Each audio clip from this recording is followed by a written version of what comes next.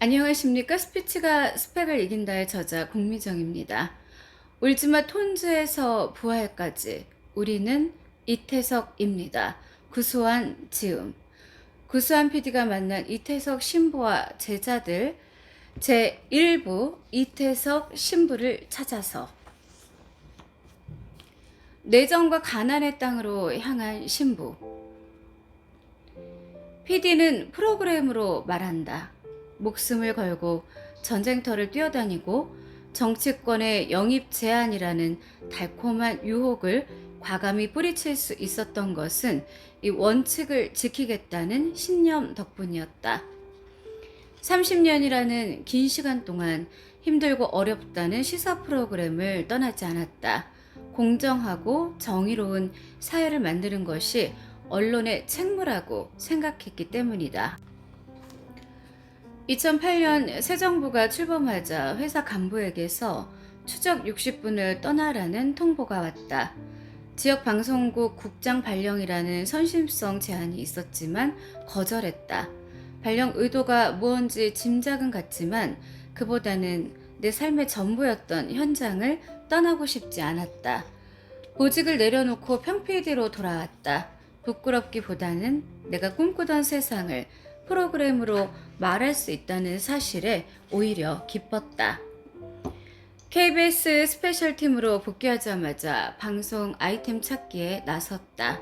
2010년 1월 14일 인터넷 포털 주요 뉴스에 수단의 슈바이처 선종이라는 제목이 올라왔다.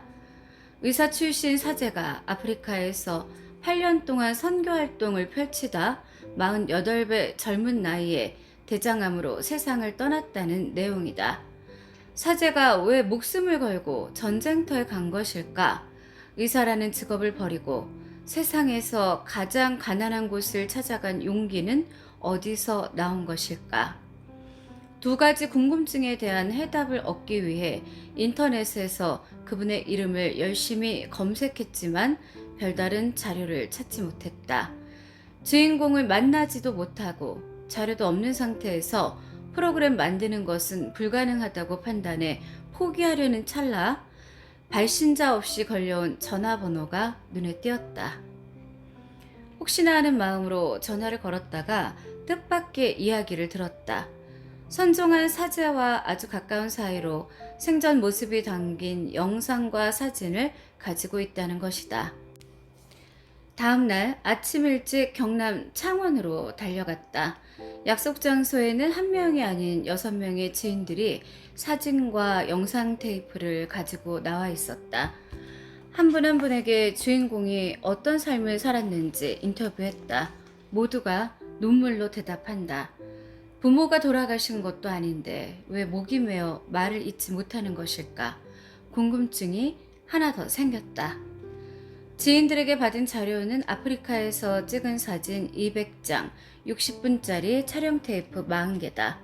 일주일 동안 편집실에서 대화 내용과 주민의 반응을 꼼꼼하게 살펴보고 분석했다. 갑자기 세상이 환해지는 느낌이 들었다.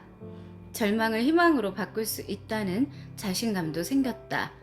자라나는 아이들에게 행복하고 존경받는 삶이란 무언지 알려줄 수 있는 소중한 사례라고 생각해 다큐멘터리로 제작하기로 했다.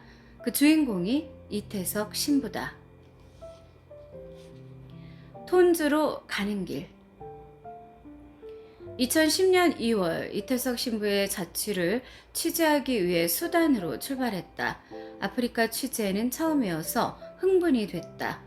그런 한편으로 두려움도 느꼈다. 부족 간의 총격전으로 사상자가 끊이질 않았기 때문이다.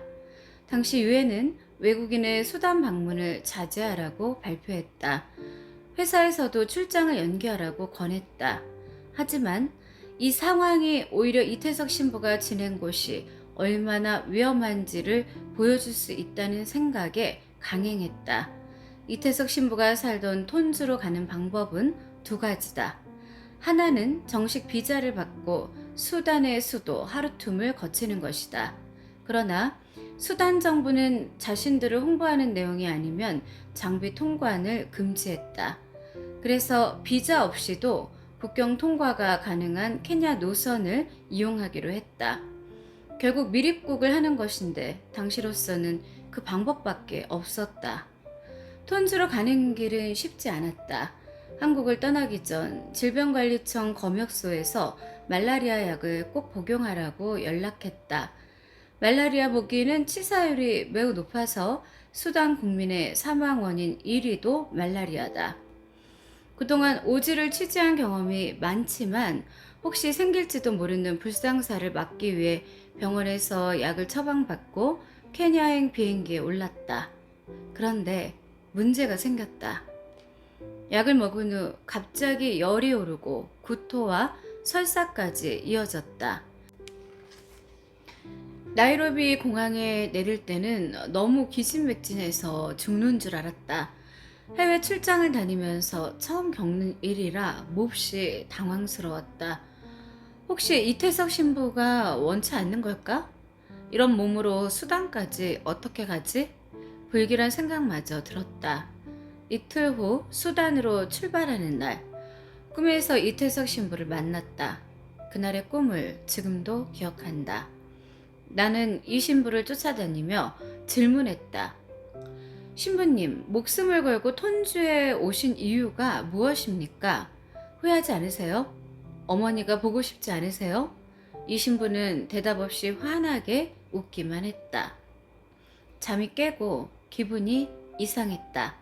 왜 수단으로 떠나는 날 신부님이 꿈에 나타난 걸까? 얼굴 한번 본 적 없는 사람이 꿈에 나타난 것도 신기했다. 혹시 앞으로 일어날 일을 현몽해 준 건 아닌가 싶어 인터넷에서 꿈풀이를 검색했다. 다행히 돌아가신 분의 얼굴이 밝으면 좋은 소식을 알려주는 길몽이라고 한다. 수단으로 입성하는 날, 현지 교민들이 공항까지 나와 배웅했다. 전쟁터로 출정하는 전사를 대하듯 손을 잡고 잘 다녀오라고 걱정한다. 그 이유를 알기까지 오래 걸리지 않았다. 수도 주바에 있는 국립병원을 촬영할 때다. 도로에서 병원 건물을 찍고 있는데 차가 갑자기 우리 앞에 서더니 촬영 허가서를 요구한다. 허가서가 없다고 대답하자 어디론가 전화를 걸었고 잠시 후 다른 차가 왔다. 이번에는 비자를 보여달라고 한다. 대답하지 않았더니 우리를 차로 끌고 가려고 해 실랑이가 벌어졌다. 여기서 끌려가면 끝장이라고 생각했다. 바로 그때 우리 차를 운전해주던 분이 다가와 무슨 일인지 묻는다. 상황을 설명하니 그가 정체불명의 사람들과 한참 이야기를 나눈 끝에 그들이 떠났다. 감사하다고 인사하자 큰일 날 뻔했다고 한다. 그들은 수단의 정보부 요원인데 우리를 간첩으로 의심했다는 것이다. 놀란 가슴을 쓸어내리며 무슨 이야기를 나누었는지 물었다. 이태석 신부에 대해 촬영하러 왔다고 설명하고 자신이 책임지겠다고 약속했다는 것이다. 운전을 해준 분은 남수단에서 선교활동을 하는 사제다. 그 순간 꿈속에서 만난 이태석 신부의 환한 얼굴이 생각났다. 신비한 체험은 2번 더 있었다. 톤주에서 추락한 비행기를 촬영할 때다. 군인들이 총을 들이대며 우리를 데려가려고 했다. 이태석 신부 이야기를 했더니 자신도 치료를 받은 적이 있다며 보내주었다. 아버지가 죽어도 울지 않는다는 톤주 아이들이 이 신부 화면을 보여주자 통곡하며 운다. 함께 있던 이탈리아 국적의 수사는 5년 동안 이곳에 있으면서 아이들이 우는 모습을 처음 보았다며 기적이라고 한다. 선택. 톤주에서 촬영을 끝내고 나이로비로 돌아왔다. 교민 한 분이 자기 집에 이태석 신부의 유품이 있다며 검은 가방을 보여주었다. 이태석 신부가 암검사를 받기 위해 한국으로 떠나면서 맡겼다고 한다. 가방을 열자 톤주 아이들에게 선물할 목주와 미사도구, 악기, 색바랜 바지와 하얀 봉투가 나온다. 봉투에는 미국에 사는 교민이 보낸 $20 지폐가 들어있었다. 유품 하나하나를 만지며 이 신부의 숨결이 느껴지는 것 같아 가슴이 저려왔다. 이 신부의 유품을 일면식도 없는 내가 유가족에게 전달하게 되다니 보통 인연이 아니라는 생각이 들었다.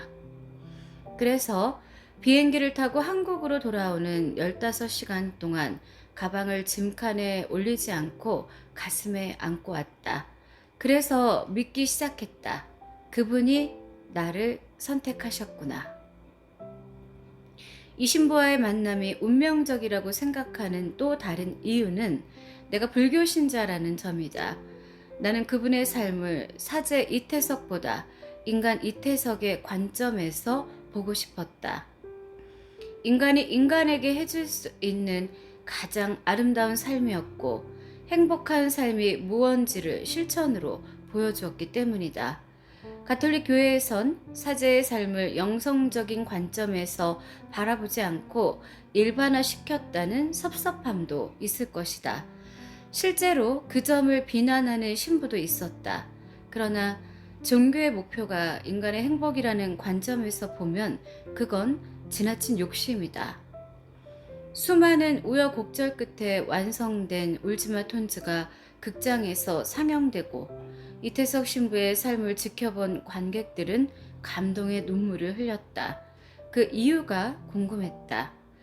그래서 울지마 톤즈를 영어로 번역해 세계적으로 유명한 번역의 리더십 권위자인 로버트 하그로브 박사와 그란리프 리더십 센터에 보내 사람들이 종교, 국경, 이념을 초월해 이 신부의 삶에 빠져드는 이유를 분석해 달라고 요청했다. 두 곳 모두 자신들이 연구하는 리더십의 전형적인 사례라며 깜짝 놀란다. 그들이 이 신부의 삶을 분석한 후 찾아낸 키워드는 5가지다. 사람을 진심으로 대한다. 이야기를 귀담아 듣고 해결해 주려 노력한다. 욕심이 없다. 공감 능력이 뛰어나다. 공동체의 삶을 중시한다. 그에 덧붙여 켄트키스 소장과 로버트 하그로브 박사가 의미 있는 분석을 내놓았다. 이태석 신부를 영웅으로 만들면 안 됩니다. 그는 예수 그리스도의 사랑을 실천한 사제일 뿐입니다. 이 신부가 보여준 섬김의 삶이 바로 예수의 삶입니다. 켄트키스 그린 리프 리더십 센터 소장. 이태석 신부를 무작정 떠받들거나 지나치게 미화하거나 숭배의 대상으로 신격화해서는 안 됩니다. 중요한 것은 이태석 신부의 삶을 통해 배워야 한다는 점입니다. 로버트 하그로브 하버드대학 리더십 프로젝트 책임자. 분석 결과를 받고 이 신부의 삶을 일반화시켰다고 비난하던 신부들이 생각났다. 불교 신자가 예수의 삶을 알리고 다니는데 왜 사탄이라고 공격하는 거지? 전문가들은 그분의 삶을 배우라고까지 하는데. 그쯤 연세대학교 교목실에서 대학 1, 2학년 채플 시간에 강연을 해달라고 요청했다. 개신교에서 운영하는 대학에서 가톨릭 신부의 삶을 소개해도 괜찮은지 물었다. 관계자는 오히려 그분을 통해 예수의 삶을 만날 수 있어 감사하다고 인사한다. 보내온 강사 속에서 첫머리에 성경 말씀을 적는 난이 있다. 고민하지 않고 적었다. 가장 보잘것없는 이에게 해준 것이 나에게 해준 것이다. 마테오복음 25장 40절. 이태석 신부가 아프리카 수단을 찾아간 이유이기도 하다. 강연 중에 이 신부가 한센병 환자와 아이들에게 보여준 헌신적인 삶을 저널리스트 입장에서 지켜본 내 생각을 들려주었다. 채플 시간이 끝나자 대학생들이 강사 대기실로 찾아온다. 자신들이 생각하는 성공의 틀이 깨지는 것 같아 혼란스럽고 불평불만으로 하루하루를 보내는 자신이 부끄럽다고 한다. 행복한 삶이 무언지 알려줘 고맙다는 인사까지. 교목실장이 맛있는 점심을 대접하겠다며 교내 중식당으로 안내한다. 신학과 교수 4분도 함께했다. 모두가 성직자로서 한없는 부끄러움을 느낀다고 했다. 2021년 부활절을 앞두고 이번에는 연세의료원 교목실에서 연락 왔다. 20분짜리 강연 영상을 만들어 의대 간호대 학생들에게 보여주고 싶다는 것이다. 미래의 의사와 간호사에게 의사 이태석의 정신이 스며들도록 열심히 정성스럽게 제작해서 보냈다. 비용은 받지 않았다. 지난 10년 동안 이 신부의 삶에 담긴 섬김의 정신을 알리기 위해 초중고와 대학, 교회와 사찰, 경찰, 군부대, 소년원, 해외까지 부르면 어디나 달려갔다. 이태석 신부를 알게 되고 취재를 할 때만 해도 그분이 나를 선택했다고 생각했다. 하지만 이제는 내가 이 신부를 선택한 건 아닐까 하는 생각이 들기도 한다. 이 신부가 보여준 섬김을 실천하고 그분의 뜻을 펼치며 내가 꿈꾸던 세상을 하나씩 현실로 만들어가고 있으니 말이다. 2010년 영화 울지마 톤즈로 가톨릭 매스컴 대상을 수상했다. 당시 수상 소감을 위해 단상에 올라 앞을 바라보는데 갑자기 이태석 신부의 얼굴이 보였다. 그래서 이 상은 내가 아닌 이 신부에게 드리는 상이라며 상금 전액을 수단의 아이들에게 보내겠다고 약속했다. 참석한 내빈들이 보내는 뜨거운 박수 소리와 환한 웃음을 보면서 이 신부와의 만남은 운명이라고 생각했다. 영화를 제작하기까지 겪었던 비하인드 스토리 때문에 더 그렇게 믿었다. 이 신부가 말기 암으로 투병할 때의 일이다. 이 신부를 돕던 이들이 신부님이 선정하기 전에 그의 삶을 다큐로 제작해 기록으로 남기자며 방송사를 섭외했다고 한다. 이 신부도 동의했지만 천만다행으로 몇 사람이 반대해서 무산되었다고 한다. 만일 그때 추진됐다면 내가 울지마 톤즈를 만들지 못했을 것이고 10년 후 영화 부활의 감동도 만날 수 없었을 것이다. 2020년 갈등과 분열의 대한민국을 행복한 국가로 만들어 보겠다는 마음으로 영화 부활을 찍었다. 그래서 제작비도 협찬받지 않고 나와 가족의 개인 돈으로 만들었다. 영화에서 이 신부가 50명의 제자들로 부활했다. 사람들이 울지마 톤즈를 보며 그리움과 안타까움의 눈물을 흘렸다면 부활에서는 희망과 반가움의 눈물을 보인다. 이태석의 정신이 전국 곳곳에서 부활하고 있다. 충청북도 음성고등학교 전교생 400명이 영화 부활을 통해 이태석 신부를 만났다. 행복하고 올바르게 살아가는 방법을 알려주고 싶다는 최시선 교장 선생님의 간절한 부탁으로 자리가 마련됐다. 영화가 끝나고 여교사 한 분이 다가와 반갑게 인사하더니 뜻밖의 이야기를 전한다. 부활을 보면서 많이 울었어요. 제 딸이 초등학교 2학년 때 울지마 톤즈를 보여줬어요. 그때 아이가 크면 신부님 같은 의사가 되겠다고 했는데 올해 실제로 의과대학에 합격했습니다. 이런 감동이 또 있을까요? 신부님과 감독님께 진심으로 감사드립니다. 문인숙 교사. 어느 날 제주도에서 소포가 도착했다. 포장을 뜯자 이 신부의 초상화가 보인다.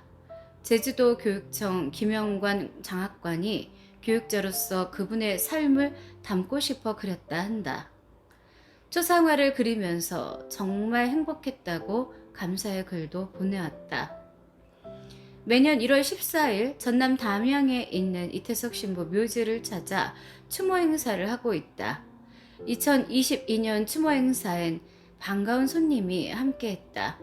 국내에서 선발한 4명의 이태석 장학생이다. 그들 모두 2022년에 대학에 합격했다.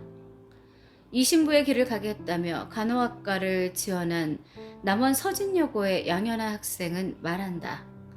제가 존경하는 분을 직접 뵙고 나니 앞으로 가야 할 길이 더욱 명확해짐을 알았습니다.